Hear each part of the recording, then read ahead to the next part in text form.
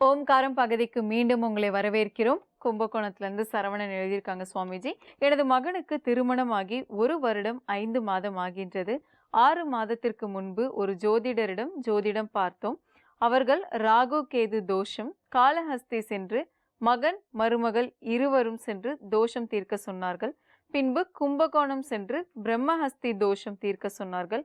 அதற்கு பின்பு தை அமாவாசை என்று ராமேஸ்வரம் சென்று புத்திர தோஷம் தீர்த்து வரும்படி கூறினார்கள். அவர்கள் கூறியபடி எல்லா இடத்திற்கும் சென்று எல்லா பூஜைகளும் செய்து வந்தோம். 2 நாட்களில் மகன் மருமகள் சண்டை செய்து கொண்டு அவர்களுடைய அம்மா வீட்டுக்கு சென்று 1 வாரம் கழித்து வருவதாக கூறிவிட்டு சென்றாள். எனது மகனை ஞாயிற்றுக்கிழமை வந்து கூட்டிட்டு போகுமாறு கூறினார். எனது மகனும் சென்று கூட்டி வந்தான். வந்த பிறகு எங்களுடன் ஒத்து போகவில்லை. எங்களுக்கு ஏதாவது பில்லி சூனியம் செய்திருப்பார்கள் என்று எங்களுக்கு சந்தேகமாக உள்ளது. எங்களை விட்டு தனி கொடுத்தனம் சென்று 6 மாதங்கள் ஆகின்றது. எங்களுக்கு இருப்பது ஒரே மகன். கடந்த 10 நாட்களுக்கு முன்பு எனது மனைவிக்கு உடம்பு முடியாமல் போகிவிட்டது.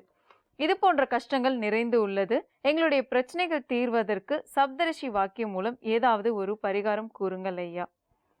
இவருக்கு வந்து நிறைய பிரச்சனைகள் இருக்குன்னு சொல்லியிருக்காரு சுவாமிஜி. இவருடைய எல்லா பிரச்சனைகளும் தீர்றதுக்கு என்ன மாதிரியான பரிகாரம் செய்யலாம்னு சொல்லுங்க. சப்தரிஷி வாக்கியப்படி என்ன பரிகாரம் அப்படி வருதுன்றதை பார்த்துக்கலாம்.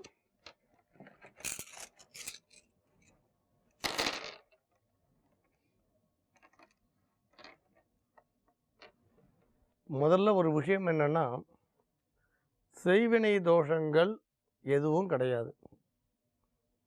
இல்லை நீங்கள் இந்த மாதிரி திருக்கோயில்களுக்கு போயிட்டு வந்ததுனாலையும் எந்த விதமான தோஷமும் இல்லைன்னு தெளிவாக வந்திருக்கு சப்தரிஷி வாக்கியப்படி. அதனால் நீங்கள் ஆலயங்களுக்கு போயிட்டு வந்ததாலேயோ இல்லை உங்களுக்கு எதிர்மறையாக யாராவது செய்வினை செய்ததாலேயோ இந்த பிரச்சனை கிடையாது. அதில் வந்து நீங்கள் தெளிவாக இருக்கலாம். ஒரு விஷயம் என்னென்னா, இப்போ இந்த தனி குடித்தனம்ன்ற ஒரு விஷயம் வந்து பரவலாக கிட்டத்தட்ட ஒரு 75% 80% எல்லா இடத்துலையும் நிறைஞ்சி வந்துடுது.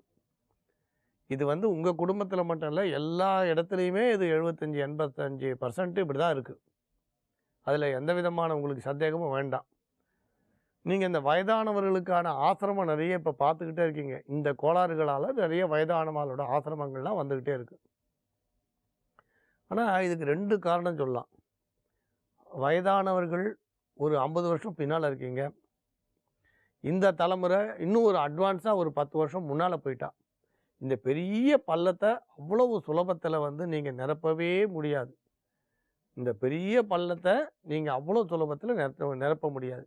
இப்போ வீடுகளில் பார்த்தீங்கன்னா, ஒரே ஒரு வீட்டில் ஒரு 4 பேர் 5 பேர் இருந்தால் ஒரு டெலிவிஷன் இருக்குதுன்னு சொல்ல முடியுமா? ஒரு வீட்டில் வந்து ஒரே ஒரு தொலைக்காட்சி பெட்டி இருக்குதுன்னு சொல்ல முடியுமா? டெலிவிஷன் இருக்குதுன்னு சொல்ல முடியுமா? ஏன் ஒரு தொலைக்காட்சி பெட்டி இல்லாமல் 4 3 இருக்குது? ஒரு வீட்டுக்குள்ளே 4-5 பேர் இருந்தால் கூட எண்ணங்கள் மாறிப்போச்சு. ஒருத்தரோட எண்ணங்கள், அபிப்பிராயம், இந்த டேஸ்ட்டுன்னு சொல்லுவீங்களே ஆங்கிலத்தில், அது மாறிப்போச்சு. அதனால் ஒருத்தருக்கு ஒரு கருத்துன்னு உருவானதுனால எல்லாரும் ஒருமித்த கருத்தோடு வாழறது கடினம்னு ஆகிப்போச்சு. அதுதான் முக்கியமான.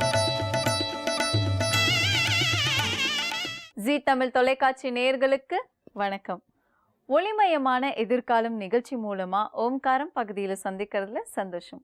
உங்களுடைய வாழ்க்கையில் ஏற்படும் பிரச்சனைகளுக்கு தீர்வு காணவும், மென்மேலும் வளர்ச்சி பெறவும், ஜாதக ரீதியான சந்தேகங்களுக்கு விடை காணவும் யோக ஆஞ்சநேயர் சக்தி பீடம், அனுமன் உபாசகர் ஜோதிட சிம்மம், திருவல்லிக்கேணி சுவாமி கண்ணன் பட்டாச்சாரியா சப்தரிஷி வாக்கியம் மூலம் உங்களுடைய பிரச்சனைகளுக்கு தீர்வு சொல்லுவார். வணக்கம் சுவாமிஜி. நாராயண. சுவாமிஜி, இன்றைய தினம் எப்படி இருக்கு? என்னென்ன பூஜைகள் நம்ம செய்யலாம்? என்னென்ன ஆன்மீக குறிப்புகள் இருக்குன்னு சொல்லுங்க சுவாமிஜி. ஸ்ரௌதத்மார்த்தாதிகம் கர்ம நிகிலம் ஏனசூத்ரிதம் தஸ்மை சமஸ்த வேதார்த்த விதே விகனசே நமஹ.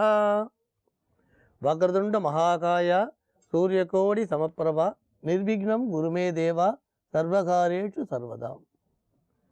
யோக பட்டேன பத்தாங்கம் திரிநேத்திரம் சாந்த விக்கிரகம் தியாயே சமஸ்த தோஷக்னம் பாதாத்மஜம் அகல்மஷம் கிருஷ்ணம் வந்தே ஜெகத்குரு. ஜெயந்தி மங்களாகாளி பத்ரகாளி கபாலினி துர்காஷமா சிவாதாத்ரி ஸ்வாகாசுதா நமோஸ்துதே. குரு பிரம்மா குரு விஷ்ணு குருதேவோ மகேஸ்வரः குரு சாட்சாத் பரம்பிரம்மா தஸ்மை ஸ்ரீ குரவே நமக. அஸ்மத் குருபியோ நமக. விகனச மகா குரவே நமக.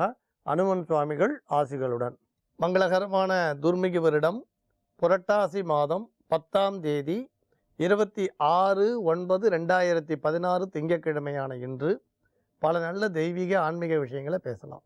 சாஸ்திரங்களில் தானங்கள் பலவிதமாக சொல்லப்பட்டிருக்கு.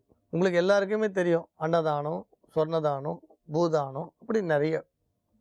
ஆனால் சில தானங்கள் சில நேரங்களில் வித்தியாசமாக தெரியுது. ஒரு விஷயம் என்னென்னா, தானம் பண்ணும்பொழுது கோவப்படுறது மட்டும் கட்டாயம் கூடாது. என்றைக்கு நம்ம தானம் பண்ணுறோமோ அன்றைக்காவது ஒரு நாள் கோவப்படாமல் இருக்கிறது ரொம்ப ரொம்ப ரொம்ப அவசியம். தானம் பண்ணுறது நல்லது. கோவப்பட்டால் தானத்தோட பலன் சீக்கிரம் போயிடும். அதனால் அன்றைக்கி மட்டுமாவது நம்ம கோவப்படக்கூடாது. இந்த தானம் வாங்குறவரும் தானம் கொடுக்குறவரும் கிழக்கு முகமாக இருந்து இந்த தானத்தை செய்விக்கலாம். சங்கல்பத்தோடையும் செய்யலாம், சங்கல்பம் இல்லாமையும் செய்யலாம். குறிப்பாக தீர்த்த யாத்திரைகள் போகும்பொழுது இந்த கங்கை கரையில் ருத்ராட்ச தானம் பண்ணுறது ரொம்ப உயர்வாக சொல்லியிருக்கு. அதே மாதிரி பானலிங்கம் தானம் பண்ணுறதையும் சிவஸ்தலங்களில் குறிப்பாக காசிமாரி க்ஷேத்திரத்தில் ரொம்ப உயர்ந்ததாக சொல்லியிருக்கு. கோதானம் இன்னும் உயர்ந்ததாக சொல்லியிருக்கு. கோதானமாவது விலை ரொம்ப அதிகம். பசு வாங்கி நம்ம தானம் பண்ணுறோன்னா அது ரொம்ப விலை அதிகம். ஆனால் ருத்ராட்ச தானமும் கண்ணாடி தானமும் தைல தானமும் தில தானமும் லவண தானமும் கால் அணியக்கூடிய அந்த பாதரட்சை செருப்பு தானமும் இதெல்லாம் ரொம்ப சாதாரண விஷயம். ரொம்ப குறைந்த செலவு. ஆனால் புண்ணியம் அளவுக்கு அதிகமாக சொல்லியிருக்கு. உதாரணம் சொன்னால், இப்போ லவண தானம் பண்ணால் வெண்குஷ்டம் போகும், சரீரத்தில் இருக்கக்கூடிய தோல் சம்பந்தமான வியாதி போகும்னு சொல்கிறான். தைல தானம் நீண்ட அழையில கொடுக்கும்னு சொல்கிறான். பானலிங்கம் சிவபதத்தை கொடுக்கும்னு சொல்கிறான். ருத்ராட்ச தானம்ன்றது சகல பாவத்தையும் போக்கும்னு சொல்கிறான். ருத்ராட்சம்னா ஒருமுக ருத்ராட்சம் கஷ்டப்பட வேண்டாம். ருத்ராட்ச தானம்னு ஒருமுக ருத்ராட்சம் 12 முக ருத்ராட்சம்லாம் கஷ்டப்படும். வெறுமை 5 முக ருத்ராட்சமே போகும். ருத்ராட்ச மாலையாகவும் பண்ணுங்க, இல்லை ஒரே ஒரு ருத்ராட்சம் பண்ணாலும் சரி. இந்த மாதிரி தானங்களை பார்க்கும்பொழுது தீர்த்த யாத்திரை போகும்பொழுது கட்டாயம் ஏதாவது ஒரு தானத்தை செய்கிறது ரொம்ப சிரேஷ்டமான உத்தமமான பலன் கொடுக்கும்னு சொல்கிறோம். தீர்த்த யாத்திரை போகும்போது இன்னொரு விஷயம் என்னென்னா, அந்த நம்ம ஒரு எந்த இடத்துல ஸ்நானம் பண்ணாலும் நாம் ஒரு சில நியதிகளை மட்டும் நம்ம கட்டாயம் கடைப்பிடிக்கணும். நம்ம கட்டாயம் ஸ்நானம் போகும்போது வாயில் இந்த புகையில போகிறது, வெத்தலை பாக்கு போகிறது கட்டாயம் கூடாது. ஆண்களுக்கு சொல்கிறோம். வெத்தலை பாக்கு புகையில போகிறது கட்டாயம் கூடாது. ஆணோ பெண்ணோ குழந்தைகளோ அந்த குளிக்கிற ஜலத்தில் எச்சில துப்பக்கூடாது. மலமூத்திராதி விசர்ஜனங்கள் செய்யக்கூடாது. துணியை அலசி சோப்பெல்லாம் போட்டு துவைப்பான், அதெல்லாம் செய்யவே கூடாது. புண்ணிய தீர்த்தங்களில் இதை செய்கிறது மகா பாபத்தை சம்பாதிக்கிறதுக்கு வழி கொடுக்குன்னு சொல்லுவாள். இன்னொரு கட்டத்தில் ஒரு புண்ணிய நதியில் குளிக்கும்பொழுது இன்னொரு நதி பேரை கூட சொல்லாமல் இருக்கிறது விசேஷம்னுவான். சிலர் சொல்லலாம், காசிக்கு போகிறோம், கங்கை கரையில் தானம் பண்ண முடியல, காசியில் மடத்தில் உட்காந்துட்டு பண்ணும்போது பண்ணலாம். அந்த க்ஷேத்திரமே புண்ணிய க்ஷேத்திரம் தானே, அங்கே எங்கே பண்ணாலும் பலன் கட்டாயம் உண்டுன்னு சொல்லலாம். அதனால் எந்த யாத்திரைகள் போகும்பொழுதும் நமக்கு முதல் விரோதி கோபம் தான்றதை நம்ம புரிஞ்சுக்கணும். குறிப்பாக தானம் பண்ணுற அன்னைக்கு கட்டாயம் நம்ம கோபத்தை அடக்க வேண்டியது ரொம்ப ரொம்ப அவசியம்னு சொல்கிறோம். தானம் பண்ண பலனை சீக்கிரமாக எடுத்துரும். சில பேர் பார்த்தீங்கன்னா கோயிலுக்கு போகும்போது கூட அங்கே இருக்கிற சிப்பந்திக்கிட்ட, கோயிலில் இருக்கக்கூடிய ஊழியர்கிட்ட, அங்கே பெருக்கக்கூடியவாகிட்ட, அங்கே இருக்கிற அர்ச்சகர்கிட்ட, இல்லை அங்கே சமையல் பண்ணுற பிரச்சாரர்கிட்டலாம் கோவப்படுவோம். அது கட்டாயம் கூடாது. அந்த ஸ்தலங்களுக்கு போகும்பொழுது சுவாமியோட சிந்தனை நம்ம மனசில் முழுமையாக இருக்கணும். நாம் கோபங்கள் மட்டும் நம்மளோட பாவத்தையும் சேர்க்கும், புண்ணியத்தையும் அழிச்சிடும். அதனால் ஆலயத்துக்குள்ளே போகும்பொழுது அந்த கோயிலில் இருக்கக்கூடிய அர்ச்சகராக இருக்கட்டும், ஊழியர்களாக இருக்கட்டும், ஒரு நிமிஷம் யோசனை பண்ணி பாருங்கள். நாம் ஒரு நாள் போனாலே பெரிய புண்ணியம்னு சொல்கிறோம். அவள் போன ஜென்மத்தில் ஒரு 3 ஜென்மத்திலேயே 7 ஜென்மத்தில் பண்ண புண்ணியத்தில் தான் அந்த கோயில் உள்ள நிரந்தரமாக உத்தியோகம் பண்ணுறான். அதனால் கோயில் ஊழியர்களும் சுவாமியோட பக்தர்களாக இருந்துட்டு இருக்கவானதை நம்ம புரிஞ்சுக்கணும். கோயில் உள்ளே போயிட்டு அங்கே இருக்க ஊழியர்கிட்டையோ அர்ச்சகர்கிட்டையோ பரிசாரகர்கிட்டையோ கோபத்தை வெளிப்படுத்துறதுன்றது தவறான விஷயம். இல்லை சில செயல்கள் நமக்கு பிடிக்காமல் இருக்கலாம். ஆனால் அது பதில் சொல்ல வேண்டியது அவள் தான், சுவாமி தான். நமக்கு அதை பற்றி அவசியம் இல்லை. நம்மளோட மனம் பூரா பக்தியில் இருக்கணும். அதே மாதிரி தான் தானம் பண்ணும்பொழுது கட்டாயம் நம்ம தானத்தோட பெருமையை பேசக்கூடாது. தானம் பண்ணுறோன்ற கர்வம் கூடாது.